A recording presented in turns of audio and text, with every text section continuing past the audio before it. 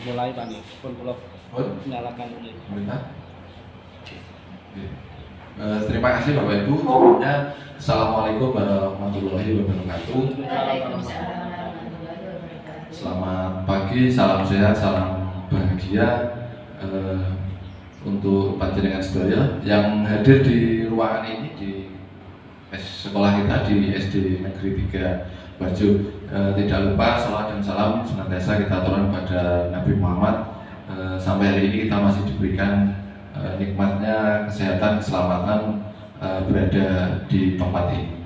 Bapak Ibu yang saya hormati, sesuai ini kegiatan kita, agenda kita di pagi ini adalah untuk diseminasi atau menyebarkan pemahaman dan penerapan budaya positif yang insya Allah nanti akan kita terapkan di sekolah kita ini. Saya untuk perkenalan, saya sendiri Rahmat Eko Nur Sayanto dari SDN 3 Bajo, dan di sini nanti selama 60 menit ke depan kita bisa saling sharing, saling istilahnya bisa saling mengingatkan sambil nanti melihat materi-materi yang ada. Terima kasih atas waktunya bisa berkumpul. Next slide. Nah, Bapak Ibu, monggo sebelum kita mulai kegiatan di pagi ini, minta waktunya supaya untuk fokus di sini, artinya kita nanti harapannya bisa belajar bersama dan hasilnya bisa dilakukan di kelas masing-masing atau di lingkungan kita. Next. Bapak Ibu, seperti kita tahu, kita semua sudah lama berada di sekolah, artinya Bapak Ibu semuanya pastinya dari sisi pengalaman untuk mengajar sudah lama sekali. Namun di sini perlu kita refresh kembali atau kita pikirkan kembali mengenai tujuan pendidikan. Di sini sebagai Bapak pendidikan kita Ki Hajar Dewantoro, beliau merumuskan bahwasanya tujuan pendidikan, ya, dan ini mulai digali kembali di pendidikan guru penggerak diprakarsai oleh Bapak Menteri Nadiem ini, bahwasanya di sini tujuan pendidikan itu adalah menuntun segala kodrat yang ada pada anak-anak agar mereka dapat mencapai keselamatan dan kebahagiaan setinggi-tingginya, baik sebagai manusia maupun sebagai anggota masyarakat. Nah, saya berhenti sampai di sini dulu. Kenapa kok di sini kita kembalikan lagi tujuan pendidikannya sesuai diselaraskan dengan sesuai pemikiran KHD ini, Ki Hajar Dewantoro ini? Karena kalau kita melihat sampai hari ini yang kita pelajari di sekolah-sekolah itu prinsipnya banyak istilahnya tidak menuntun, tapi malah menuntun anak. Nah, oleh karena itu kita kembalikan lagi ke tujuan. Menuntun di sini saya garis bawahi sesuai tujuan pendidikan di sini. Menuntun ini bukan kok menuntut anak harus menjadi ini tidak, tapi menuntun ini memerlukan kolaborasi kedua belah pihak, artinya guru dan siswa. Nah, di sini kalau kita mungkin bahasa menuntun itu di rumah, menuntun anak kita, menuntun keluarga kita, itu kalau tidak ada komunikasi kedua belah pihak kan tentunya tidak bisa berjalan. Nah, di sini kemudian kalimat berikutnya, kodrat yang ada pada anak-anak. Anak-anak punya kodratnya. Kalau perumpamaannya Bapak Ibu, selama ini yang kita lakukan, saya beri analogi sedikit ya. Andai kata di situ ada beberapa, saya contohkan ada bebek, ada monyet, ada rusa, ada harimau. Tapi ada ikan.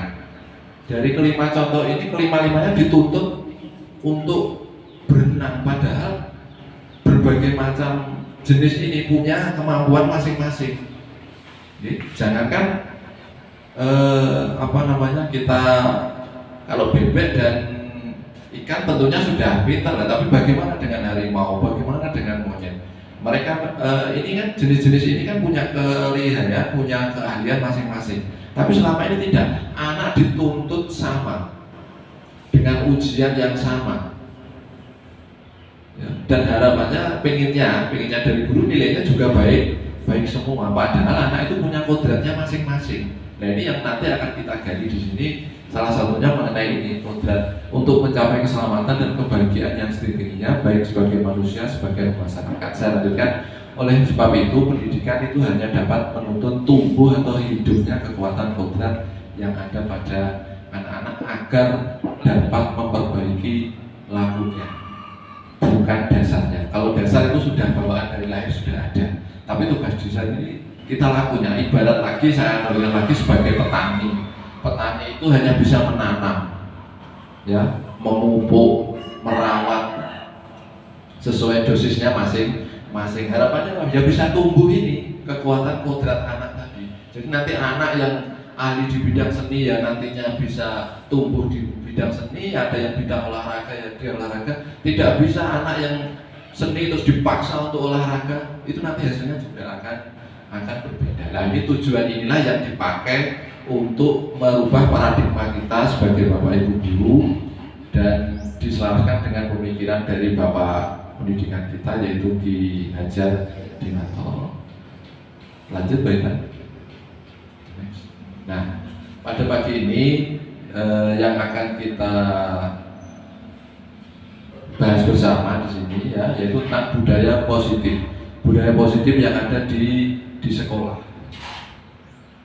Di sekolah yaitu nilai dan kebiasaan di sekolah yang berpihak pada murid agar mereka dapat berkembang menjadi pribadi yang kritis, penuh hormat, dan bertanggung jawab sesuai dengan profil pelajar Pancasila. Nah, di sini dalam kurikulum Merdeka yang sudah kita terapkan di sekolah kita ini, kita mengenal adanya profil pelajar Pancasila dengan ada berbagai elemen. Yang pertama beriman dan bertakwa pada Tuhan, kemudian kebinaan global, gotong royong, kreatif, bernalar kritis, dan mandiri. Nah, diharapkan budaya positif ini nanti intinya masuk ke semua elemen yang ada di profil pelajar Pancasila tadi. Harapannya kita tidak untuk memaksa, tapi berharap supaya itu bisa terlaksana. Next. Nah, ini ada konsep utamanya dalam budaya positif di sini. Yang pertama tentang perubahan paradigma belajar, seperti tadi yang saya sampaikan pertama tadi, kita harus mengacu ke Ki Hajar Dewantoro, menuntun anak pada kodratnya masing-masing. Itu yang perlu digarisbawahi. Kemudian yang kedua, ini nanti ada disiplin positif di materi kedua ini. Kemudian ada kebutuhan dasar manusia. Terus konsep keempat, motivasi perilaku manusia. Yang kelima, restitusi atau posisi kontrol guru. Nah, nanti yang kelima ini mungkin yang akan menggugah diri kita. Selama ini nanti kita akan dimana, nanti terjawab pada posisi nomor 5, termasuk yang nomor 6 ini, poin 5, 6, 7 ini yang sangat menarik nanti Ibu. 6 ini keyakinan kelas, karena setiap hari nanti kita di kelas. Terus kemudian yang 7 ini segitiga restitusi. Nanti maksudnya seperti apa akan kita ulas satu persatu. Lanjut Pak. Nah, yang pertama mengenai perubahan paradigma belajar. Di awal sudah saya sampaikan bahwasanya Ki Hajar Dewantoro itu mempunyai pemikiran bahwa mendidik itu adalah menuntun sesuai kodrat dan zamannya. Kalau zaman sekarang kodratnya anak istilahnya mengenal HP, gitu. Artinya kalau kita jauhkan dengan alat itu ya tidak bisa juga karena kod zamannya seperti itu. Nah, di sini dalam membangun budaya positif, sekolah dapat menyediakan lingkungan yang positif, aman, nyaman, agar siswa mampu berpikir, bertindak, mencipta dengan merdeka, mandiri, dan bertanggung jawab. Nah, maksudnya bagaimana Bapak Ibu di sini? Ketika membangun sebuah budaya, kalau di tempat yang ingin diterapkan, dibangun itu tidak nyaman atau istilahnya tidak aman, tentunya itu tidak akan terlaksana. Nah, di sini anak dituntun untuk berpikir, bertindak, dan mencipta dengan merdeka. Maksudnya dengan merdeka ya apa? Dengan kodrat mereka masing-masing. Tadi saya contohkan kalau anak yang bakat seni ya diharapkan anak mampu berpikir, bertindak, syukur-syukur menciptakan inovasi dalam bidang seni sesuai kodrat mereka masing-masing. Setelah mandiri dan bertanggung jawab. Kalau kita lihat di sini unsur profil pelajar Pancasila masuk sebelum ini.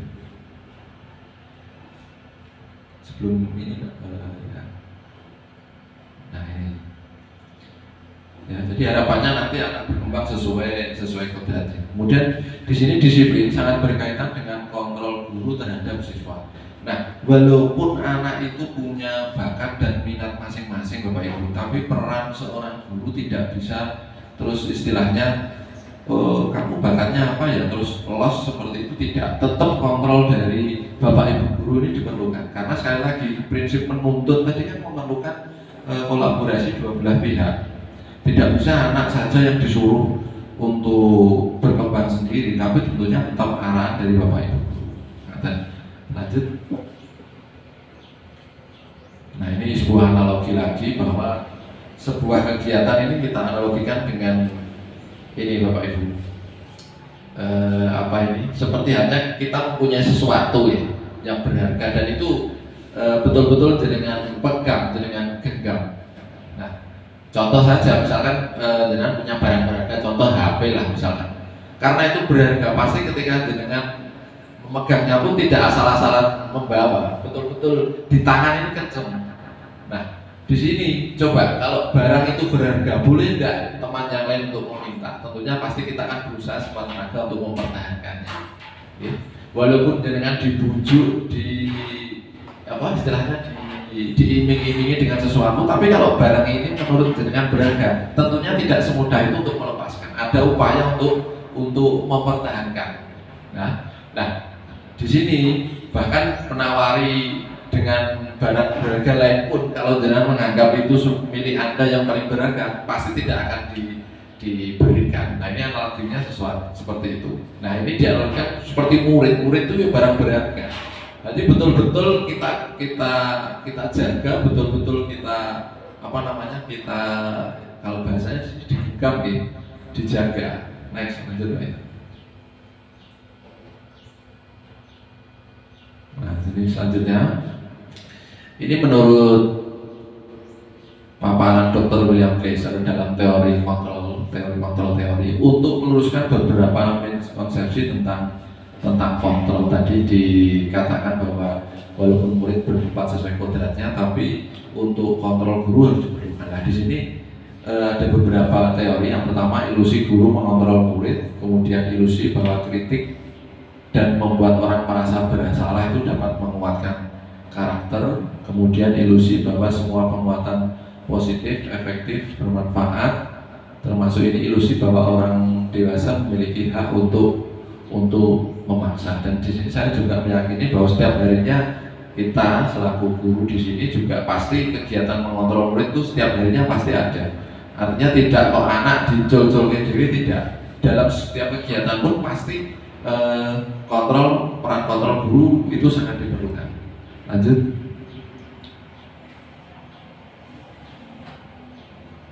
Ini masih di yang pertama deh. Nah, di sini siapa yang sesungguhnya yang memiliki kontrol? Kita coba dari paparan teori dari tabel yang ada di sini bahwa stimulus itu bahasa Indonesia semacam perangsang atau rangsangan gitu. Di sini kita mencoba mengubah agar orang berpandangan sama dengan kita. Ya.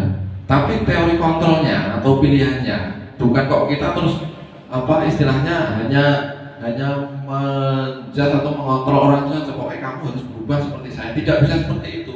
Nah, di sini di sebelah kanannya ini apa yang kita lakukan? Teorinya seperti ini. Kita berusaha memahami pandangan orang lain tentang dunia. Justru kontrolnya malah dari diri kita sendiri. Sebelum kita mengajak orang untuk, atau ini digambarkan ya, supaya pandangannya sama. Misalnya dengan teman sejawat, ketika ada sebuah kasus atau sebuah pertanyaan, kebetulan kedua orang ini tidak sama pandangannya, dan jenengan berusaha untuk mempengaruhinya, yang memberikan stimulus ini. Tapi sebelum itu, langkah jenengan atau teori kontrolnya, jenengan harus berusaha dulu memahami kenapa kok teman saya pemahamannya seperti itu. Kemudian yang kedua ini, perilaku buruk dilihat sebagai suatu kesalahan. Nah, ini masih sering terjadi ya. Pokoknya yang perilaku elek itu dianggap itu salah. Tapi yang perlu kita pahami dulu sebelum kita memberikan memberikan justifikasi kalau nek buruk salah, Jadi harus perlu ini dulu. Semua perilaku memiliki tujuan. Kadang kita dihadapkan pada anak-anak, anak kok berbuat, misalnya anak yang usil, misalnya usil ini mesti salah. Padahal kita pasti seperti itu awalnya. Tapi di sini harapannya dari teori kontrol ini jenengan berubah pemikirannya. Oh, kenapa kok murid saya berbuat usil? Pasti ada tujuannya, karena saya yakin setiap perbuatan itu pasti ada tujuannya. Jadi ini dibalik dulu. Tidak langsung ngejudge, oh kamu nakal, kamu maaf ya, kamu bodoh, tapi ini tujuannya apa dia kok berbuat seperti itu. Misalnya anak tidak mengerjakan PR, oh berarti anak ini malas misalnya. Nah, itu stimulus responnya seperti itu. Tapi kita pahami dulu bahwa semua perilaku pasti memiliki tujuan. Nah, terus kemudian yang ketiga ini, orang lain bisa mengontrol saya. Ini kita balik, hanya kita yang bisa mengontrol diri kita sendiri. Nah ini, kemudian saya bisa mengontrol orang lain. Nah pilihannya, Anda tidak bisa mengontrol orang lain. Tentunya kita hadapkan dengan yang di atas tadi. Kenapa kok pikiran orang bisa berbeda? Pasti tujuannya ada. Terus kemudian stimulus berikutnya adalah pemaksaan ada pada saat bujukan gagal. Nah di sini teori kontrolnya, ketika misalnya saya contohkan ketika murid dibujuk untuk mengerjakan seperti ini kok nggak bisa, berarti saya gagal. Jangan langsung berpikiran seperti itu. Tapi coba jenengan punya pilihan kedua di sini, kolaborasi dan konsensus menciptakan pilihan-pilihan baru. Misalkan saya ini punya program di kelas kok piket, tapi ternyata kok anak-anak tidak mengerjakan piket, berarti saya gagal, program saya gagal. Tidak, kita coba pilihan berikutnya ini, kolaborasi kerjasama dan konsensus ini perjanjian dan menciptakan pilihan-pilihan baru. Mungkin ketika dia di program piket itu dia tidak melaksanakan, nah bukan langsung dianggap gagal, dengan berikan pilihan lagi. Bagaimana misalkan kalau piketnya dibuat pagi siang, nah ada pilihan sehingga anak ini akan mempunyai alternatif pilihan lagi. Sehingga jangan langsung mengatakan bahwa saat ini tidak berhasil berarti gagal, tidak. Tapi itu perlu model atau pilihan perjanjian yang baru. Ini yang perlu kita ubah. Kemudian yang terakhir, model berpikir menang atau kalah. Nah ini juga sangat menarik. Pilihannya bukan kok siapa yang menang, siapa yang kalah, tapi berpikir menang-menang. Artinya kita juga sukses, anak juga dengan apa istilahnya bahasa Jawanya lego hati juga mau menerima. Nah, ini artinya dua-duanya menang-menang.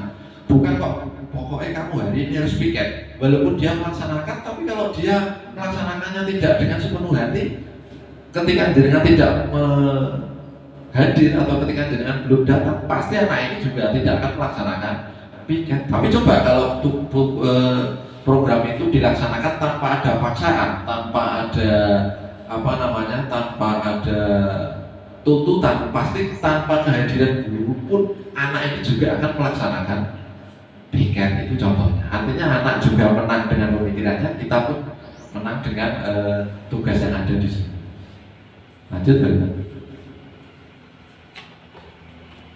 Nah, untuk yang kedua Bapak Ibu, ini yang nanti akan kita bahas bersama bahwa tentang disiplin positif. Mungkin panjenengan sudah pernah mendengar yang disebut disiplin positif. Kalau disiplin tentunya sudah sering. Nah, positif ini bisa kita maknai baik, gitu. Disiplin baik. Nah, apa sebetulnya makna disiplin positif? Lanjut. Nah, ini ada 4 atau ada alurnya. Yang pertama, di sini dalam budaya kita, makna disiplin yang pertama kali ini, makna disiplin telah berubah menjadi sesuatu yang dilakukan seseorang kepada orang lain. Kalau di kelas berarti antara guru dan murid dan guru untuk mendapatkan kepatuhan. Ketika anak ini manut, berarti dianggap anak itu disiplin. Padahal patuh itu tadi berpikir menang-menang tadi, patuh karena takut atau memang patuh karena kesadaran dari dalam dirinya itu. Nah di sini kecenderungannya adalah menghubungkan kata disiplin dengan ketidaknyamanan. Kita rasakan bersama. Bahkan kita sebagai sebagai pegawai pun, sebagai guru pun kadang-kadang mendengar kata disiplin itu di dalam hati ada rasa langsung menolak ketidaknyamanan. Nah ini terjadi berarti tidak menang-menang. Yang menang yang membuat aturan, yang kalah kita karena kita sudah menolak dulu. Padahal harapannya nanti tidak, dua-duanya bisa melaksanakan. Disiplin dengan ketidaknyamanan bukan dengan apa yang kita hargai atau pencapaian suatu tujuan mulia. Jadi sekali lagi ini yang budaya kita yang sudah terjadi selama ini, bahwa disiplin itu saya ulangi untuk mendapatkan kepatuhan. Jadi disiplin itu berarti ya patuh. Awalnya seperti itu. Tapi setelah kita mencoba untuk memaknai disiplin positif, yang kedua ini, disiplin adalah kemampuan memerintah diri sendiri. Tadi di awal dikatakan, siapa yang bisa mengontrol diri kita? Diri kita sendiri. Disiplin adalah kemampuan memerintah diri sendiri dalam mengontrol dan menguasai diri untuk memilih tindakan-tindakan yang mengacu pada nilai-nilai yang kita hargai dengan penuh tanggung jawab tanpa diperintah orang lain. Tadi saya berikan contoh anak dan piket. Ketika anak sudah melaksanakan piket tanpa diperintah orang lain, dia datang langsung inisiatif. Oh saya mau nyapu, artinya apa? Dia bisa memerintah dirinya sendiri. Berarti paradigma anak itu sudah cenderung ke arah disiplin yang positif ini. Beda ketika anak datang belum ada gurunya, dia santai. Ketika ada gurunya, guru datang memerintahkan, ayo segera nyapu. Berarti paradigmanya masih yang lama ini, dilakukan pada orang lain untuk mendapatkan kepatuhan. Betul, dari sisi kepatuhan anak itu dapat, tapi ketika ini dalam kontrol dirinya, dia yang belum dapat. Karena kesadarannya belum muncul. Ketika mungkin kebiasaan sholat siang, begitu siang ada, ketika anak itu langsung lari ke sana, berarti dia bisa mengontrol. Wah dia wajah sholat, saya langsung ke sana. Tapi beda lagi ceritanya kalau pembina keagamaannya, ayo kita sholat, berarti anak ini belum bisa mengontrol dirinya. Nah ini akan nanti kita coba rubah. Kemudian kita lanjutkan bahwasanya sebagai pendidik di kota yang nomor 3 ini, tujuan kita adalah menciptakan anak-anak yang memiliki disiplin diri. Sekali lagi, memiliki disiplin diri, bisa mengontrol dirinya sendiri tanpa ada paksaan. Nah ini kalau sudah muncul, tentunya nanti tugas kita sebagai guru jauh lebih ringan lagi. Tidak perlu mengingatkan setiap hari, tapi disiplinnya sudah muncul sendiri. Ini yang kita harapkan, sehingga mereka bisa berperilaku dan mengacu nilai-nilai kebajikan universal dan memiliki motivasi intrinsik. Motivasi intrinsik itu berarti motivasinya dari dalam hatinya sendiri atau muncul karena kemauannya sendiri, bukan dari ekstrinsik. Kalau ekstrinsik itu dari kemauan kita, kadang ayo nih segera piket, ayo segera belajar, itu ekstrinsik. Tapi kalau intrinsik tanpa kita suruh pun dia sudah melaksanakan. Nah, kesimpulannya di sini, disiplin positif merupakan salah satu cara untuk menerapkan disiplin yang bertujuan untuk menumbuhkan kesadaran. Sekali lagi, kesadaran ini yang kita garis bawahi, serta memberdayakan anak untuk melakukan sesuatu tanpa sogokan, tanpa ancaman, tanpa hukuman. Besok kalau tidak mengerjakan PR, tak nilai 0, nah, itu kan ancaman, termasuk ancaman. Hati-hati nih Bapak Ibu ya. Atau mungkin besok yang mengerjakan PR dapat nilai 100, mendapat hadiah permen misalnya, itu masuknya ini sogokan, itu termasuk. Nah ini akan berusaha kita rubah seperti itu. Nah terus untuk memotivasi bagaimana Pak? Nanti ini ada ketemu lagi di sini, maupun hukuman. Nah nanti di bab berikutnya ada juga yang namanya konsekuensi dan hukuman. Ini nanti juga harus kita pegang bersama. Hati-hati dalam menentukan sebuah misalnya ada anak nggak mengerjakan PR, tapi nanti di belakang, tapi tidak pas sedikit nanti saya berikan yang hukuman. Gak gara PR, malah disuruh lari keliling lapangan 10 kali. Ketika masuk di kelas, anak ini malah nggak fokus belajar. Ibarat masalah tidak mengatasi tapi tambah jenuh masalahnya nanti. Nah, ini nanti masuknya hukuman atau konsekuensi, nanti harus kita bedakan juga. Oke, baik, next lanjut dulu. Nanti akan ketemu di bab berikutnya.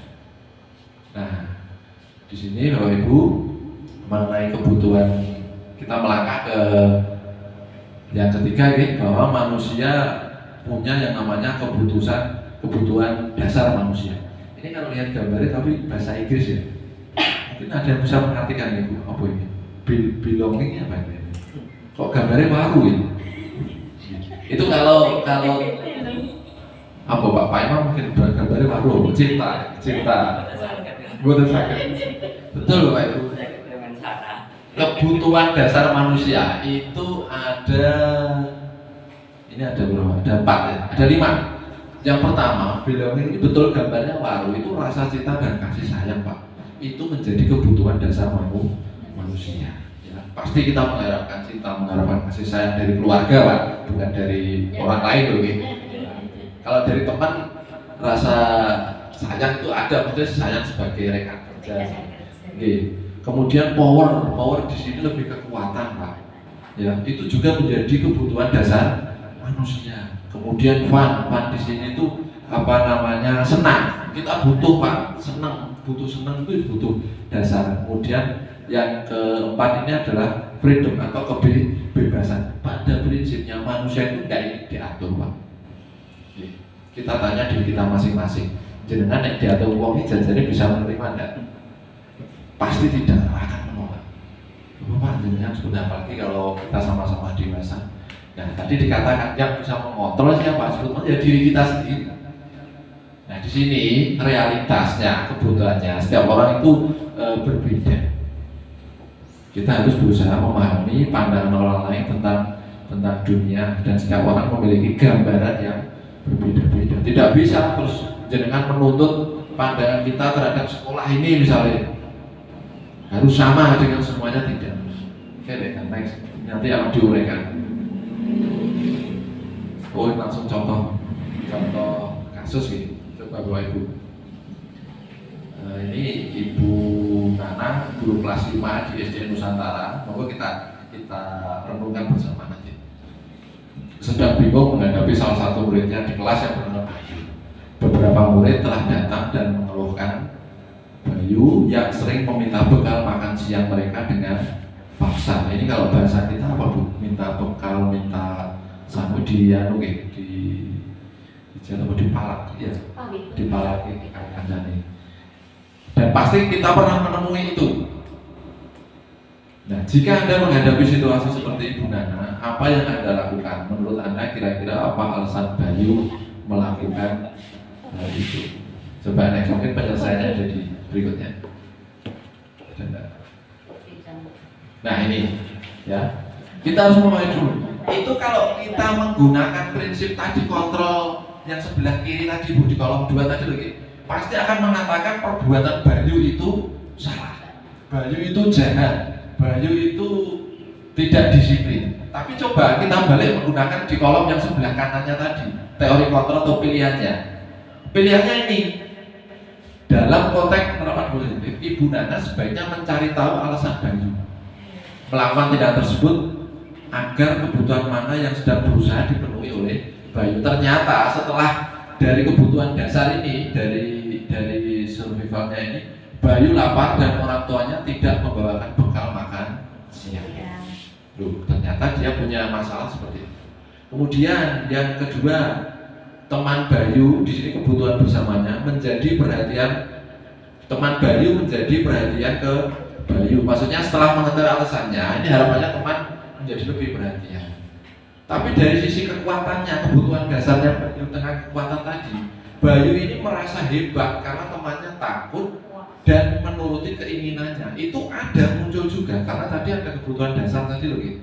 Bayu kan juga manusia di sini. Kemudian dari sisi kebebasannya, Bayu merasa bosan dengan bekal yang dibawakan orang tuanya karena dia di sekolah bebas mau malah minta siapa saja. Kemudian dari sisi kesenangannya, Bayu hanya iseng dan dia menikmati ekspresi wajah temannya yang kesal. Ini dari sisi kesenangannya, Bayu menikmati seperti itu. ini yang terjadi. Ya mungkin dari teman-teman ini yang kita ada. Nah dari sini nanti bisa kita melihat alasannya. Lanjut, benar. Nah ini yang keempat ini, teori motivasi perilaku manusia. Kalau tadi kebutuhan dasar sudah, sekarang teori motivasi. Yang pertama, untuk menghindari ketidaknyamanan atau hukuman. Ya. Orang bertindak sesuatu tadi kan dijelaskan pasti ada alasannya ya. Tapi di sini dia berbuat itu teorinya ada yang pertama itu menghindari ketidaknyamanan atau hukuman. Kalau ini eksternal ini berarti artinya tidak timbul dari dalam diri sendiri. Oh saya akan misalnya saya guru, saya akan menyiapkan apa namanya, misalnya saya akan menyiapkan perangkat pembelajaran, tapi karena adanya supervisi, lah itu motivasinya masih eksternal. Tapi beda kalau oh ini memang ya harus saya lakukan, beda lagi. Kemudian lagi untuk mendapatkan imbalan orang lain. Nah ini pertanyaannya apa yang akan saya dapatkan apabila saya melakukannya. Ini juga eksternal. Nah sekarang yang paling penting sebetulnya yang ketiga ini, motivasi internal untuk menghargai dirinya sendiri. Ya, ketika saya mengajar, saya memberikan materi ke anak bukan untuk kok mengharap pujian dari wali murid, tidak, dari kepala sekolah atau dari pengawas, tidak, tapi karena ini memang ya tugas saya. Ya, jadi kan sama saja niat di sini ya untuk menghargai dirinya sendiri, dan itu nanti menjadi tujuan disiplin positif yang akan digugah dari dalam hati kita. Lanjut bisa. Nah ini di sini Bu, mengenai konsep disiplin dengan identitas yang gagal. Nah ini kategorinya kalau hukuman itu ini ada ini menyakitkan, terus yang kedua ini apa? Memaksa, kemudian tidak nyaman dalam waktu yang panjang, kemudian yang pasti murid takut, kemudian murid menyembunyikan kesalahan, dan yang terakhir ini murid menjadi rendah diri. Ini kalau konsepnya di hukuman lagi, di hukuman. Nah, tapi kalau hukuman kok efeknya menjadi menakutkan seperti ini, bagaimana kalau diberikan penghargaan? Loh ternyata penghargaan sendiri pun juga menimbulkan efek juga. Yang pertama ini tidak efektif. Kenapa kok di sini tidak efektif? Contohnya seperti ini. Saya masih ingat sekali waktu dulu mungkin seusia saya dan panjenengan ini dulu memberikan ini pekerjaan terus dengan hasil bintang. Kalau nilainya bagus bintangnya emas atau bintangnya banyak. Kalau pekerjaannya kurang bagus bintangnya lebih sedikit. Dan ternyata di sini itu juga menimbulkan kecemburuan sosial juga dari teman-temannya. Alah pasti untuk bintang tuh kayak nah tidak efektifnya lagi ketika melihat hasilnya kok tidak pernah mendapatkan bintang, itu nanti juga jadi bahan omongan temannya juga, gue nggak pernah dapat bintang. Dan makanya padahal niat kita memberikan penghargaan, tapi efeknya itu sebetulnya tidak efektif juga. Kemudian merusak hubungan, nah ini tadi yang saya katakan kecemburuan sosial dari temannya. Misalnya si A ini kok nilainya bagus, guru bermaksud memberikan penghargaan dengan memberikan permen misalnya. Nah kalau yang dapat hanya anak murid itu terus, yang pintar terus, yang dapat hadiah permen anak itu terus. Bagaimana dengan teman yang lain? Rasa iri pasti ada. Kemudian mematikan kreativitas. Kenapa kok dikatakan mematikan kreativitas? Karena ketika dia bertindak, harapannya pasti mendapatkan permen tadi. Aku tak tenanan dapat nilai 100 biar mendapat bintang, atau saya tak serius biar nilainya baik nanti mendapatkan hadiah dari bu guru. Nah ternyata itu termasuk mematikan kreativitas. Akhirnya segala cara ditempuh, PR-in mungkin tanya lewat Google atau mungkin tanya Zoom mengerjakan, karena yang penting nilai saya bagus dan saya mendapatkan hadiah. Ini kalau tujuannya hanya sebuah penghargaan, motivasinya tidak dari dalam diri sendiri. Padahal itu wujud penghargaan. Kita gimana Pak memberikan hukuman salah, kayak penghargaan ternyata efeknya juga sedalam itu. Kemudian ini menghukum dengan sistem ranking. Ranking itu kalau dulu saya ingat waktu kecil untuk ranking itu suwenengnya ra karuan. Tapi bagaimana dengan teman-teman kita yang tidak mendapat ranking. Ya. Ternyata ranking itu juga merupakan salah satu bentuk hukuman, tapi hukumannya lebih, bahasanya hukumannya lebih elit lah. Gimana kok nggak ada yang nilainya baik, nanti yang bawah sendiri pasti juga, coba kalau ditanya dapat ranking berapa, tapi ketika dia tidak berada ranking pasti ada rasa rendah diri, pasti ada rasa minder. Padahal niat kita tidak hanya meningkatkan supaya memacu peringkat, memacu motivasi, tapi ternyata di sini memberikan ranking juga termasuk menghukum juga. Coba dilanjut. Nah, ini konsep disiplin dengan identitas sukses. Kalau di awal tadi identitas gagal, artinya yang ditampilkan hal-hal yang buruk saja. Tapi kalau identitas sukses, di sini ada konsekuensi, ada restitusi. Konsekuensi di sini, Ibu, Bapak, di sini adalah sesuatu yang harus kita laksanakan. Tapi kalau restitusi itu bahasanya adalah penyegaran atau membuat apa nih? Membuat sesuatu supaya diklarifikasi, supaya lebih jelas lagi, itu nanti restitusi. Nah, konsekuensinya ketika kita menerapkan konsep disiplin, yang pertama, ini tidak nyaman bagi murid dalam jangka waktu pendek. Jangan murid kita aja sebagai guru ketika ada dari dinas, ada sesuatu yang disiplin, pertama kali pasti ada rasa tidak nyaman. Karena apa? Sebelum-sebelumnya itu tidak melakukan itu, tapi tiba-tiba disuruh membuat kebiasaan baru yang lebih disiplin, rasa tidak nyaman itu muncul. Kemudian penguatannya bersifat jangka pendek. Kemudian resiko berikutnya adalah perlu monitoring secara terus-menerus dari guru.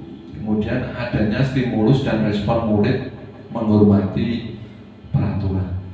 Ini konsekuensi ketika kita menerapkan konsep disiplin dengan identitas sukses. Kemudian restitusinya atau perbaikannya, murid bertanggung jawab atas perilakunya.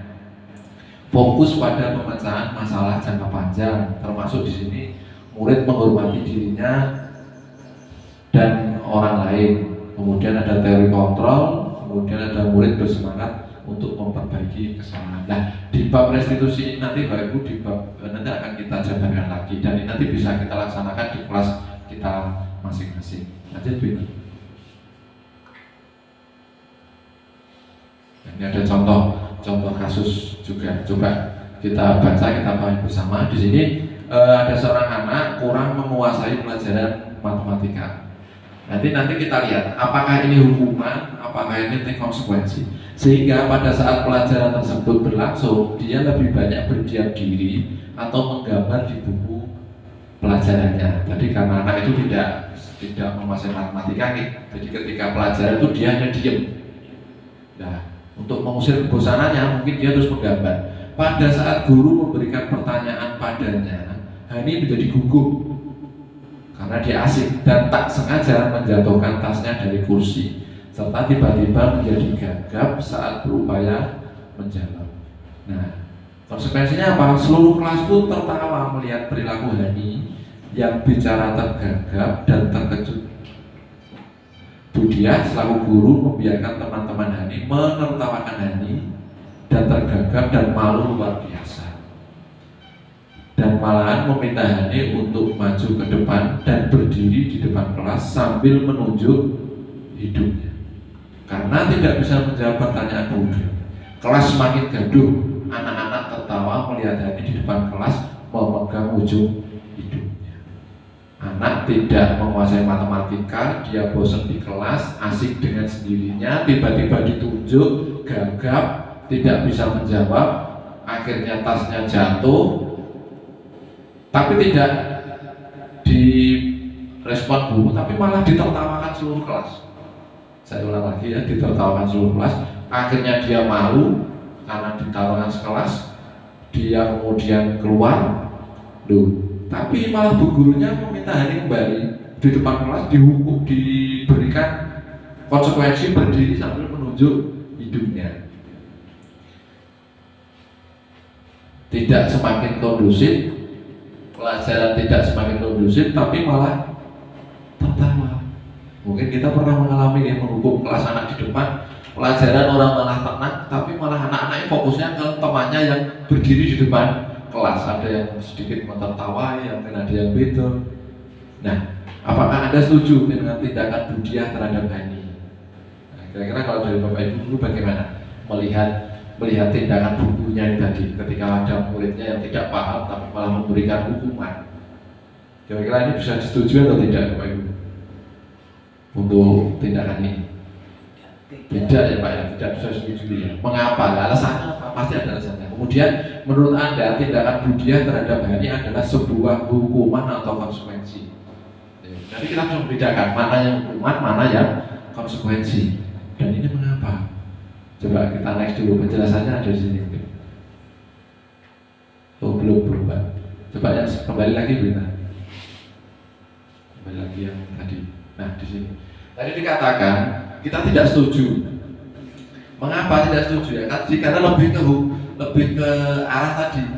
Seperti dia di depan kelas itu, kalau kita mengatakan, apalagi sekarang konsep bullying itu, akhirnya dia ditertawakan, dibuat malu oleh gurunya sendiri di depan temannya.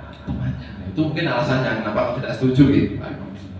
Terus kemudian menurut tindakan Budiah terhadap Hani adalah sebuah hukuman atau konsekuensi.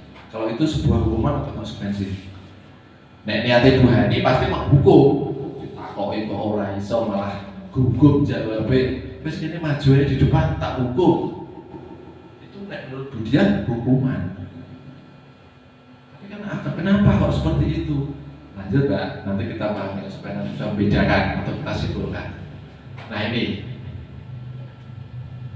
yang pertama coba mencatat 100 kali dalam buku kalimat, saya tidak akan terlambat lagi karena terlambat sekolah.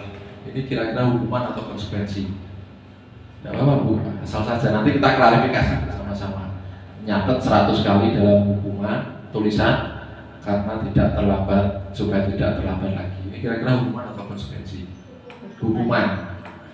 Kemudian lari mengelilingi lapangan basket 2 kali karena terlambat hadir di sekolah. Nah ini mungkin Pak Imam Guru PJOK ini pernah memberikan instruksi anak telat lari keliling lapangan 10 kali misalnya. Ya. Kalau menurut jenengan itu hukuman ya, hukuman. Baik. Murid diminta untuk push up 15 kali karena tidak menggunakan masker sekolah. Hukuman atau konsekuensi? Hukuman juga.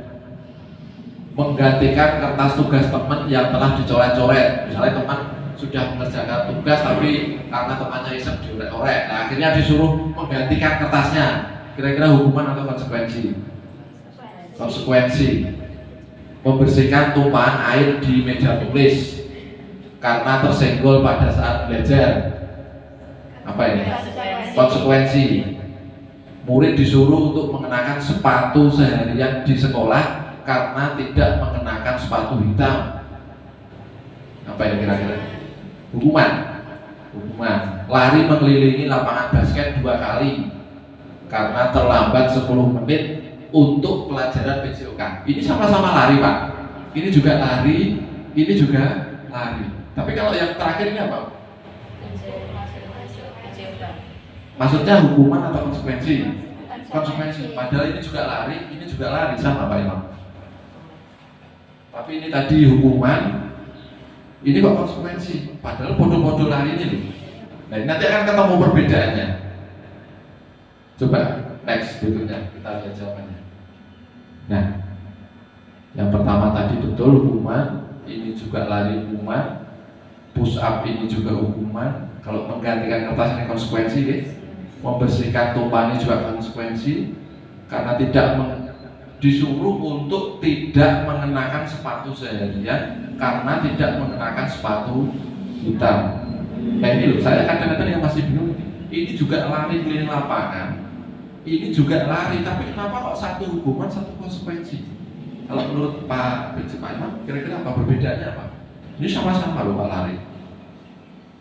Monggo kita lihat supaya nanti kita bisa menyimpulkan, oh hukuman itu harusnya dilakukan ketika ini, oh konsekuensi itu dilakukan ketika ini. Nanti kita simpulkan bersama. Monggo, mungkin yang punya pendapat.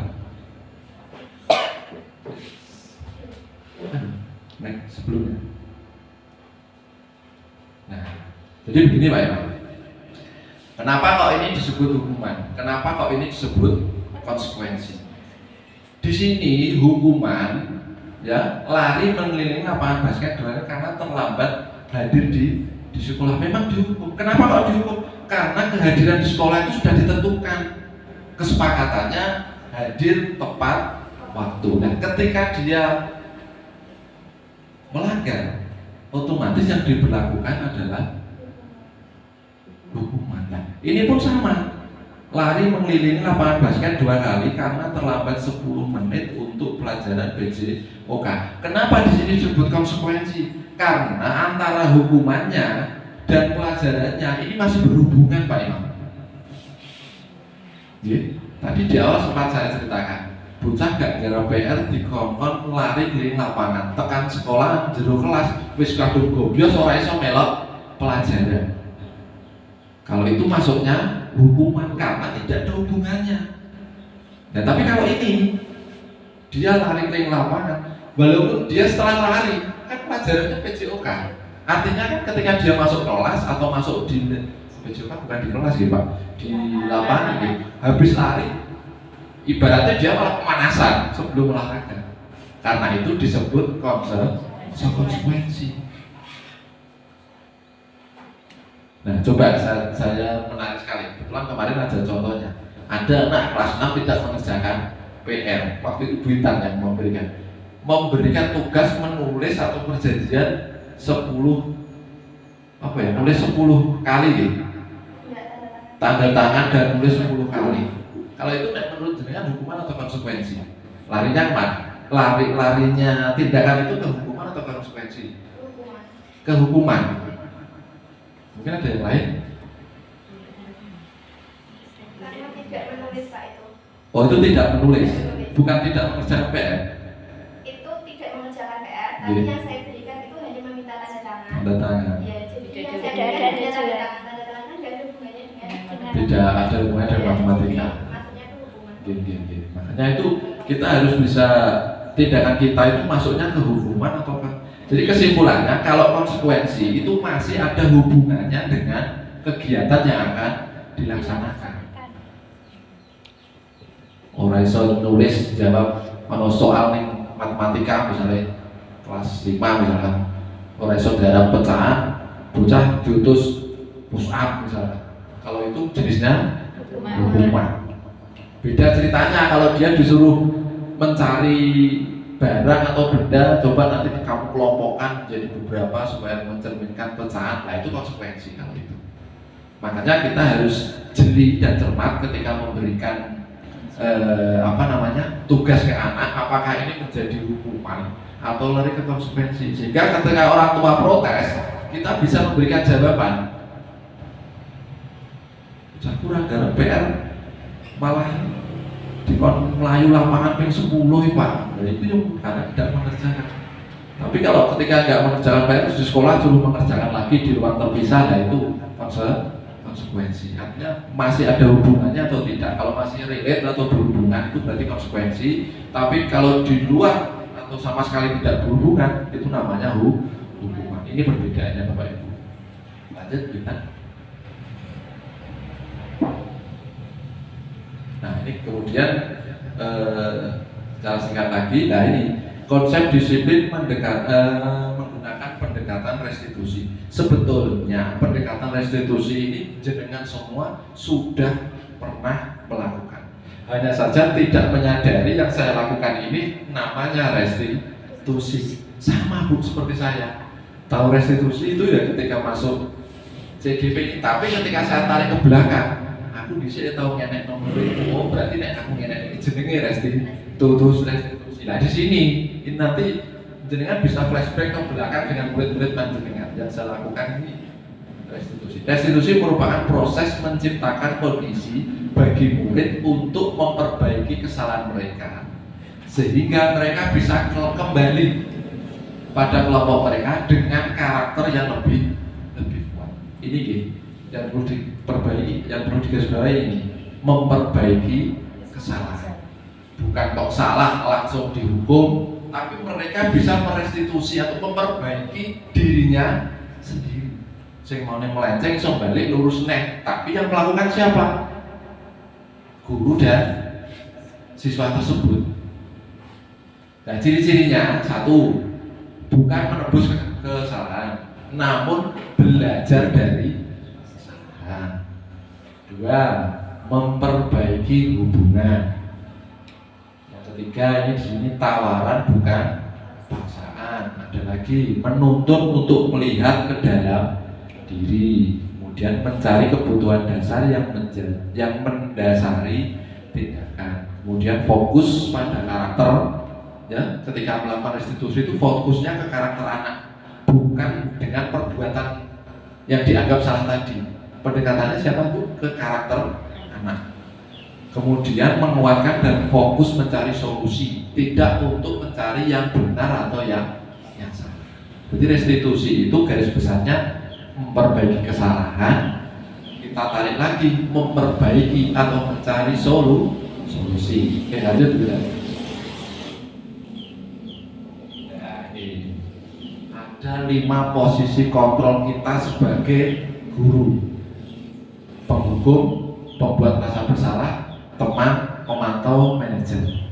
Yang sudah kita lakukan sekarang di posisi yang mana, Bapak Ibu? 1, 2, 3, 4, 5. Sebagai penghukum saja, seperti tadi, orang gara PR lari keliling lapangan. Kalau ini bahasa tubuhnya, gesturnya, mata melotot, gerak, malang kering, komplain, seperti guru saya waktu dulu. Itu posisinya di sini, di penghukum ini.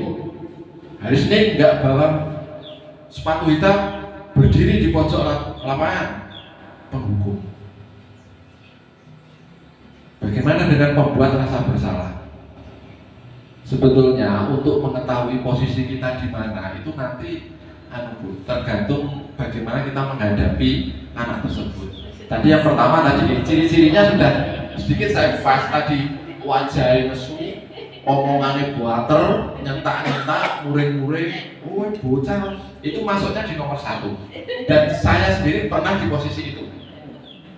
Tidak tahu kalau Pak Aziz mungkin pernah di posisi itu enggak? Pernah. Nah ini nanti kita tarik itu ke kondisional lah itu.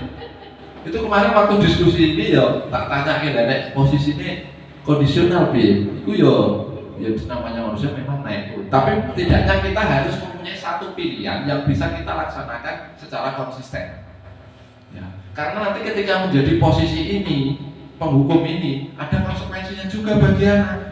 Apa yang ditimbulkan jika kita menjadi penghukum? Anak pasti merasa gagal, anak merasa takut. Ada lagi apa kira-kira? Dendam. Mulanya ada cerita murid. Nah, itu karena gurunya memposisikan sebagai penghukum ini. Bahkan sampai lulus itu masih muak kalau guru-guru tahu dihukum nih, hormat nih isor lapang, nih isor agak gede, diiling-iling. Makanya kalau kita ketemu alumni guru loh nanti Pak jenengan hukum, lah berarti di sini gurunya posisinya di penghukum. Lagi kan diingat toh Pak, dendam itu aja. Gitu Pak. Dan saya sendiri pernah di posisi ini. Kemudian pembuat rasa bersalah. Pembuat rasa bersalah ini sebetulnya dengan ini hampir mirip Bapak Ibu. Pembuat rasa bersalah dan teman. Pembuat rasa bersalah itu salah satu indikasinya berarti di luar gestur tubuh penghukum ini, artinya kita tetap santai dengan murid dekat. Tapi di sisi lain ada kalimat-kalimat yang seolah-olah, kenapa kok dikatakan pembuat rasa bersalah? Murid itu merasa bersalah ketika tidak melaksanakan tugas. Ayo nih, PR-nya digarap, kok nek gak digarap, sesuk yo bu guru di apa ya istilahnya, bu guru nanti dimarahi orang tuamu karena nggak bisa mengajarkan kamu. Ini kan bahasanya lebih halus. Bukan nek penghukum tadi, kowe kudu garap, nek orang itu tak hukum beda lagi. Ketika jenengan betul Bu, ketika jenengan mengucapkan ayo dikerjakan, nanti kalau kamu nggak mengerjakan nanti bu guru bagaimana untuk nilainya? Bu guru nggak punya nilai. Nah, anak pasti pikirannya gini, oh iya ya nek aku gara-gara PR kok guruku nek amen lebokno nilaiku piye ya. Akhirnya anak kan merasa bersalah. Nah ketika dia merasa bersalah, harapannya dia punya solusi. Sesuk aku tak gara PR kan. Kondisional. Kalian jadi search juga. Nah, misalnya kalau ketemu anak seperti Mami, iya, ayo, ini sinau karo Bu Siti. Engko nek ngerantuk pelajaran aku diseneni ibu, belum nih. Harapannya anak berpikir, oh iya ini aku gak melok pelajaran Bu Siti, Bu Siti diseneni. Atau mungkin engko nek kowe gak tak ulang, Bu Siti ku diseneni Pak Eko kok. Nah, akhirnya kami mungkin kan mikir, harapannya kami mikir, ya Bu guruku, masa supaya saya berarti salah, artinya tidak mengikuti Bu guru. Nah, itu harapannya nanti bisa memberikan. Nah di sini yang ketiga ini teman. Nah, teman ini posisinya lebih enak. Ya, ketika anak membuat kesalahan kita dekati, kita tanya alasannya dulu. Misalnya Pak Aziz menghadapi si Sopo Ipi. Kalau Pak Aziz menerapkan posisi penghukum, pasti dia akan marah Pin. Rene kalau marah. Tapi ketika Pak Aziz menerapkan posisi teman, akan dia dekati, mungkin duduk bersama. Ya, Pak Aziz ini tidak ingin mencari kesalahan kamu. Pak Aziz juga pernah salah lah ya. Seperti ini loh apa? Ya namanya teman seperti sahabat gitu. Cerita, terus klarifikasi. Kamu kok tidak atau kamu kok usul pada temanmu ini? Alasanmu apa ya misalnya? Nanti pasti dia akan cerita. Nah, Pak, saya seperti ini. Tapi beda ketika jenengan di posisi penghukum. Jenengan marah, anak mau cerita takut. Tapi dengan posisi teman. Ya, jadi pertama kita klarifikasi dulu kenapa kok dia alurnya kalau menjadi teman ini yang pertama kita klarifikasi dulu. Klarifikasi kenapa dia melakukan kesalahan. Kemudian jenengan bisa jelaskan bahwa setiap orang itu pasti pernah salah, termasuk Bapak Ibu. Kemudian lagi yang perlu dikuatkan lagi ketika menjadi teman, diingatkan lagi dengan kalau di sini masih tata tertib ya. Kira-kira nek ganggu teman itu apa sing salah? Pasti dia kan cerita melanggar tata tertib atau melanggar keyakinan kelas. Nanti setelah ini keyakinan kelas. Kemudian kalau pemantau dan manajer ini lebih kita sering bertanya misalnya hari ini apa PR-nya? Kenapa kau tidak menjawab? Kenapa tidak mengerjakan PR? Tadi malam kemana? Tapi gestur tubuhnya pun tidak menandakan kemarahan loh Bu. Itu di posisi pemantau atau manajer. Kamu sudah tadi malam kemana misalnya? Ini yang waktu baikan kemarin anak minta tanda tangan itu, saya nggak sadar saya jadi pemantau manajer karena saya banyak tanya, kamu kemana nggak mengerjakan PR? Ngomong Pak, kenapa kok ngomong? Punya kemana? Adiknya kenapa? Kok nggak ada yang orang tua yang lain? Itu ke pemantau. Tapi ketika kehadapan anak seperti itu saya memposisikan rasa bersalah.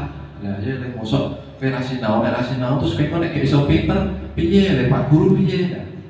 Jadi lebih ke gestur tubuh dan ini apa namanya Bu? Perkataan untuk bisa menjadi di posisi tertentu. Ya, jadi nanti pilihannya. Nah, tapi yang menurut saya kalau saya mengatakan kalau untuk jadi penghukum ini ya diperlukan sebetulnya di waktu-waktu tertentu. Tapi di waktu tertentu pula kita bisa menjadi teman. Nah, aku nek muring-muring terus orang bermasalah kini tambah ngeluh, terus yang orang salah melok kena. Gitu, nek yang emosi juga kadang apa sih jadi masalah kadang-kadang malah orang bar, tapi yang liane melok kena emosi kabeh. Nah, ini bahaya. Jadi menurut saya yang paling ideal itu sebetulnya di mulai yang kedua kesini. Nah, ini yang harus mulai sekarang kita coba untuk sedikit kita rubah untuk melakukan pendekatan terhadap anak. Karena di awal tadi dikatakan bahwa setiap tindakan itu pasti ada alasannya. Bagaimana kalau kondisinya fluktuatif, naik turun? Kadang-kadang bisa menjadi penghukum, kadang-kadang bisa menjadi pembuat rasa bersalah. kadang-kadang menjadi teman, itu pun juga sebetulnya manusiawi karena kita namanya emosi itu juga naik turun juga. Ya, karena prinsipnya orang yang menjadi penghukum ini, dia prinsipnya gini, pokoknya bocah iki ora tak kei hukuman, iki engko aturan orang berjalan orang berlaku. Itu prinsipnya orang yang selalu di posisi ini. Tapi bagi orang yang punya keyakinan itu pasti larinya antara ini, dua ini, larinya ke sini. Saya pernah bertanya ke instrukturnya waktu kolaborasi kemarin, baik posisi penghukum itu pun baik. Nah, saya contohkan kalau di lingkungan saya Pak, itu ketemu murid masih saudara, ketemu murid isih anak LIE, ketemu murid anaknya kancane misalnya. Kebetulan kedua-duanya salah misalnya. Guru posisinya piye? Sing kene diseneni dihukum, sing jejere anak LIE. Apakah bisa jadi posisi penghukum? Pasti bahasanya juga beda lagi karena melihat siapa itu anak. Yang lain lari 10 kali, engko sing kono anak LIE ora dikon 10 kali. Kan pasti punya rasa sungkan. Tadi Bu Bupik mengatakan apa Bu? Kondisional. Nah, ada sing salah pas anak kancane piye? Delalah Pak Imam ngulang anake wong kene sing ora anake kancane lho sewu. Dan itu delalah sing salah anake Bu, misalnya putrane Bupik apa ya dihukum. Ya pasti ada rasa juga loh Pak. Gitu. Itu yang ditemui. Beda kalau dengan guru kota, di kota itu mungkin yang diajar siapa, anaknya siapa kita nggak mandang. Tapi kalau di lingkungan kita itu rata hubungan kekerabatan itu masih ada. Nah itu yang menunjukkan kadang masih naik turun posisinya itu ya salah satu faktornya ya itu. Ya cuma harapannya kita bisa konsisten di posisi yang lebih bisa menyelesaikan masalah. Yang bisa menyelesaikan masalah ya ini yang bisa tahu solusi. Anak kenapa orang kena PE ternyata dia pergi motor. Ini orang gowo misalnya tugas apa lo ternyata ada lagi. Lanjut Mbak, masih belum. Terus lanjut. Nah ini kalimatnya Bu. Nah ini ciri-cirinya ini penghukum ini duduk menunjuk-nunjuk, menyakiti, menyindir. Kalau kamu tidak melakukan awas rasakan, ini contohnya pembentak. Nah ini hasilnya anak memberontak, menyalahkan orang lain, bahkan berbohong demi tidak ditunjuk-tunjuk gurunya, akhirnya dia bohong alasan gawi-gawi.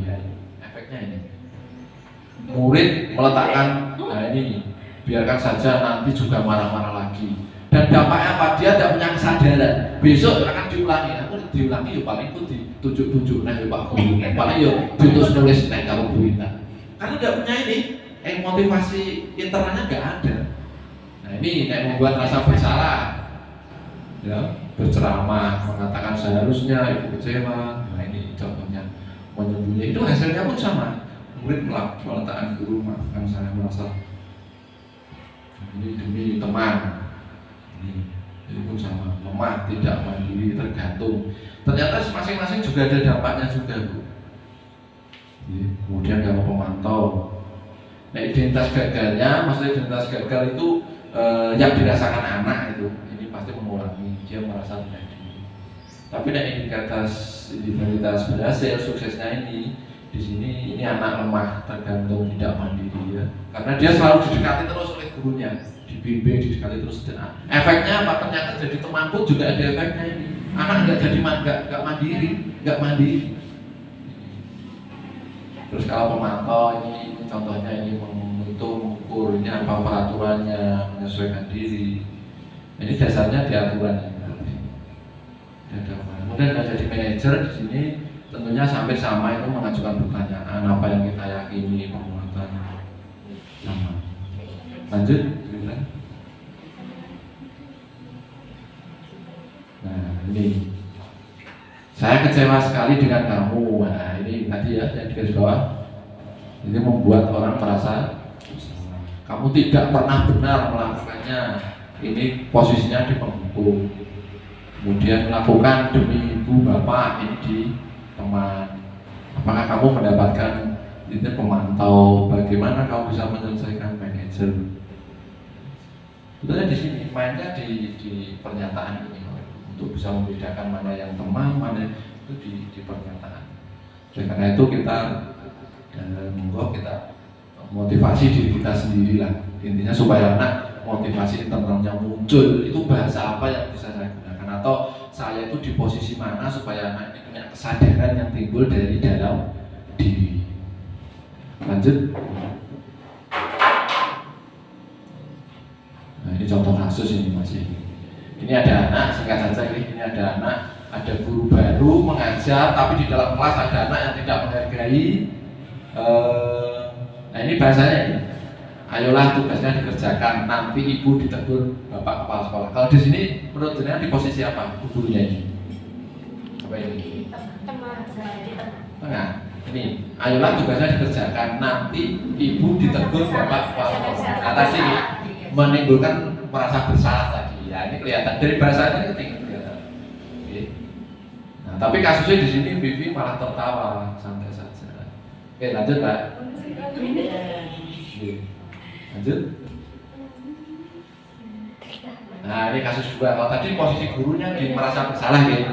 Karena yang kedua ini dilatih barbar dan sebagainya emosi, mengadakan kontak fisik, menarik ke meja. Dino sepertinya saat ini mas sekali. Mana ini yang kira-kira mencerminkan? Bu Siti menanyakan Dino keyakinan sekolah yang telah sepakati. Nah ini bertanya terus, bu guru menanyakan, balik bertanya. Nah ini antara manajer pemantau tadi kali ini, terus manajer kali ini kan banyak bertanya manajer. Nah, ini. Nah di sini solusinya apa? Solusinya, walaupun dia bertanya untuk klarifikasi, tapi dia punya solusi di sini. Ini. Nah, mencairkan saja. Karena tadi katanya bajunya lepas. Lanjut, Bina. Nah, ini Bapak Ibu mengenai keyakinan kelas. Kalau bahasanya yang sudah kita lakukan di setiap hari, kalau dulu itu tata tertib, Bapak. Tapi bedanya apa gitu? Kira-kira yang menurut dengan tata tertib dan keyakinan kelas. Mengapa keyakinan kelas bukan peraturan kelas? Nah, keyakinan itu akan lebih memotivasi dari dalam. Karena yakin kan berarti yang mendorong dari dalam. Tapi nek peraturan itu yang mendorong dari luar, ekstensi dari luar. Karena ada larangan, dilarang membawa HP, dilarang membawa senjata tajam. Nah ini, seseorang akan lebih bersemangat untuk menjalankan keyakinannya daripada hanya mengendar mengikuti peraturan. Kalau aturan itu malah cenderung kadang-kadang dilanggar. Mengapa kita memiliki peraturan harus menggunakan helm bila mengendarai kendaraan roda 2? Kira-kira ini apa ini? Karena apa? Ada keyakinan atau peraturan? Wajib menggunakan helm karena ada aturan toh. Tapi andai kata nggak ada aturan, yang jenengan meyakini helm ini demi keselamatan, ya yakin. Lanjut nggak? Coba Pak. Nah ini diagramnya ini budaya positif, lingkungan positif, keyakinan kelas, kemudian peraturan kelas. Nah, ada contohnya coba mungkin. Lanjut coba nanti sebelum kita. Nah ini Bu. Ini contoh ya, antara yang sebelah kiri ini peraturan dan ini keyakinan. Kira-kira nanti di kelasnya jenengan itu masih tergolong peraturan kelas atau keyakinan kelas. Nah, kalaupun nanti masih berwujud peraturan, monggo prosesnya kita bergeser ke sebelah kanan. Yang pertama, selalu kembalikan buku pada tempatnya, peraturan. Tapi keyakinan kelasnya apa? Tanggung jawab. Anak-anak diajak dan untuk menyusun keyakinan kelas ini disepakati bersama dengan anak. Artinya ketika dengan menyusun keyakinan kelas itu melibatkan anak. Lebih ke tanggung jawab. Dilarang mengganggu orang lain. Keyakinan kelasnya apa di situ nanti? Kalimatnya yang tertuang di apa itu di kertas keyakinannya, kalimatnya bukan dilarang mengganggu orang lain, tapi apa? Menghormati orang lain. Ini ada kata-kata dilarang Pak. Ya, ini motivasinya kan dari luar, dilarang. Tapi ketika jenengan menuliskan, oh menghormati orang lain dari dalam hatinya, dia pasti akan menerima. Hadir 15 menit sebelum pembelajaran dimulai. Nah, apa yang harus dituliskan di sini? Menghormati orang lain atau berkomitmen datang ke sekolah sebelum pelajaran dimulai. Dilarang melakukan kesalahan, dilarang melakukan kekerasan. Ya, ini pun sama kalimatnya. Keselamatan, menghormati orang lain. Berarti lebih ke bahasanya. Ya, antara sing itu dapat dorongan dari luar, atau keyakinan kelas itu timbulnya dari dalam. Bergantian atau menunggu giliran. Nah, apa ini? Bersabar. Ya. Jadi dilarang desak-desakan, nah itu masih berupa aturan. Tapi ketika di keyakinan kelas nanti bisa dengan tulis bersabar di setiap kegiatan. Dan nanti efeknya apa? Tidak hanya ketika antri apa itu, antri ngaji atau antri apa, apapun itu kalau memang forumnya banyak orang, kalau keyakinannya dia sabar ya, tidak diperintah pasti dia akan yes noto apa itu. Kemudian gunakan masker di sini contoh peraturan ini, jangan berlari di kelas atau koridor. Ini kalau keyakinan kelasnya apa? Kalau masker ini kesehatan, keselamatan. Kemudian kalau jangan berlari di kelas atau koridor ini masih sama, keselamatan, keamanan. Lanjut Bu Ina. Nah ini pembentukan keyakinan kelas. Bapak Ibu, kita lihat di sini bahwa keyakinan kelas itu lebih bersifat abstrak karena motivasi kalau dari dalam diri itu kan nggak kelihatan. Yang tahu siapa ya dirinya sendiri. Beda nek aturan di situ ketok dilarang. Abstrak itu bahasanya kalau abstrak nggak tampak ya. Abstrak itu kan nggak kelihatan. Karena ya sekarang ini dalam diri sendiri daripada peraturan rinci dan konkret. Keyakinan kelas berupa pernyataan universal. Pernyataan universal itu secara umum seperti tadi, keselamatan, utamakan keselamatan. Bukan kok dilarang lari-lari di kelas, dilarang naik motor kencang itu.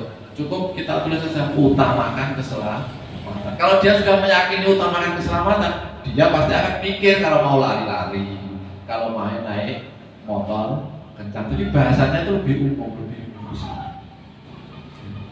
Nah, karena kalau kita lihat di pinggir jalan itu banyak ya aturan lalu lintas tulisannya utamakan keselamatan. Yaitu bahasanya lebih umum, lebih besar.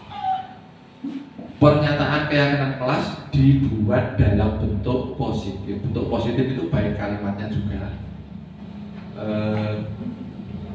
termasuk tulisannya. Keyakinan kelas banyak tidak terlalu banyak sehingga mudah diingat.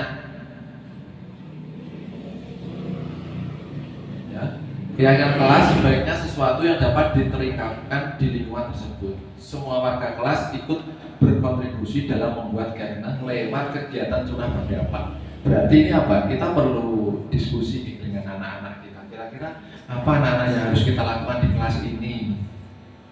Dilarang coret-coret tembok. Kira-kira kalau kalimatnya dilarang coret-coret tembok, bahasa universalnya apa Bu? Kalau tadi utamakan keselamatan, kalau tadi dilarang naik motor keras, banter-banter, kalimat universalnya utamakan keselamatan. Kalau ini misalnya aturannya dilarang coret-coret tembok, menjaga kebersihan. Betul. Jadi nanti aturan yang tertera di situ menjaga kebersihan. Bahasanya lebih positif. Otomatis kalau sudah tertanam menjaga kebersihan, berarti gini yang perlu kita ubah. Tidak kok dilarang membuang sampah sembarangan, bukan kayak berarti apa?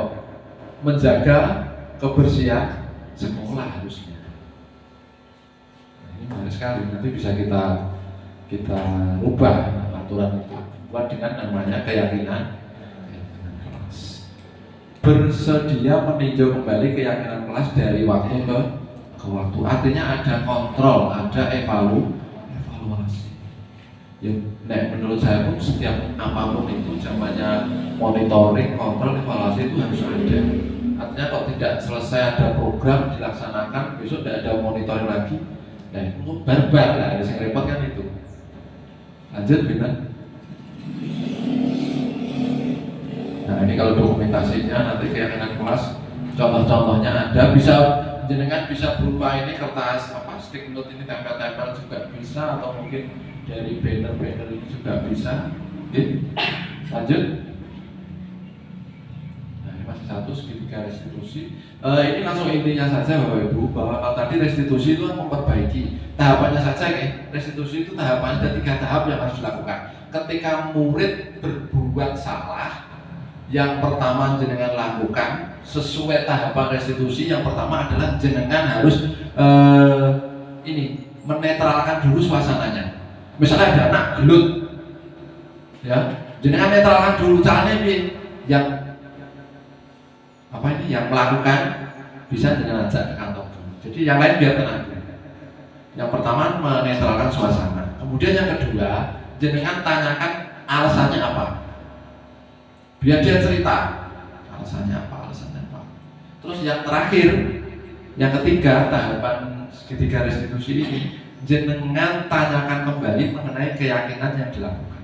Contoh, jenengan tahu anak membuang sampah sembarangan, bukan kok langsung, buat sampah sembarangan sambil duduk. Tidak, anak tanya dulu kenapa melakukan seperti itu. Terus keyakinan kelasnya apa Pak? Oh, menjaga kebersihan. Apakah ini betul? Dia akan menjawab, pasti akan menjawab, oh ini saya salah Pak. Apa janjimu? Besok tidak membuat sampah sembarangan. Itu motivasi dari dalam akan kuat sekali daripada jenengan hanya buat sampah nih kono. Nah besok gak ada janjinya, dia buat sampah di situ lagi. Tapi dengan restitusi 3 tahap tadi, yang pertama klarifikasi, kemudian jenengan tanyakan alasan, terus yang ketiga jenengan ungkapan lagi mengenai keyakinan bersama, keyakinan kelas. Oke, di sini. Dan terakhir nanti solusi dia pasti akan menemukannya sendiri. Oh besok kalau tidak mungkin dibuang di situ Pak. Nah, ini tahapannya segitiga restitusinya seperti ini. Oke. Dan ini bisa dilakukan apabila kita di posisi kontrol sebagai apa tadi? Tadi jenengan mengambil penghukum ya nggak bisa, ini tidak berjalan. Lanjut berikan. Nah ini tahapannya menstabilkan tadi sudah. Lanjut.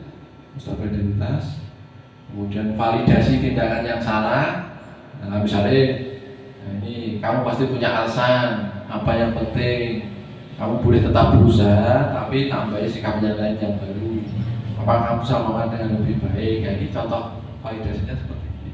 Lanjut, yang ketiga, menanyakan keyakinan, nilai-nilai apa yang kita percaya setelah kita. Kalau kita nilai keyakinannya menjaga kebersihan, tentunya dia akan menyimpulkan, oh berarti kalau saya membuat sampah itu perbuatan yang kurang baik, karena ini keyakinannya. Nah, atau mungkin kamu tanya, kamu ingin menjadi anak seperti apa toh? Biar dia cerita. Lanjut, yang berikutnya. Ini kosong, penerapannya nanti bisa kita coba dengan anak-anak yang sekiranya ada berbuat kesalahan, sekali lagi jangan menjadi hukum. Nah, di sini hubungannya dengan standar pendidikan bahwa dalam rangka menciptakan yang positif, maka warga sekolah perlu saling mendukung, menghayati, menerapkan nilai kebajikan yang telah disepakati bersama. Tujuan mulianya di sini adalah membentuk siswa yang berkarakter sama seperti visi-misi kita, disiplin sesuai profil pelajar Pancasila, santun, peduli, tanggung jawab. Karena anak-anak sejatinya adalah manusia yang belajar sepanjang hayat dan nanti menghasilkan lulusan yang seperti kita harapkan. Lanjut. Nah, kiranya yang saya sampaikan Bapak Ibu, bahwasanya disiplin positif sekali lagi perlu kita tanamkan, intinya akan timbul dari motivasi secara pribadi bagi anak-anak dan kemudian bagi kita Bapak Ibu guru supaya bisa menempatkan atau posisi kontrol yang lebih baik ya, karena sejatinya kita adalah manusia belajar dan kita mau untuk bergerak memperbaiki diri kita sendiri. Bapak Ibu, terima kasih atas waktu yang diberikan pada kegiatan diseminasi mengenai kegiatan budaya positif. Semoga kita tetap diberikan kesehatan untuk bisa melaksanakan disiplin positif tersebut, fisik tetap sehat, membersamai anak-anak untuk belajar. Dan untuk terakhir kalinya, terima kasih. Wassalamualaikum warahmatullahi wabarakatuh. Waalaikumsalam warahmatullahi wabarakatuh.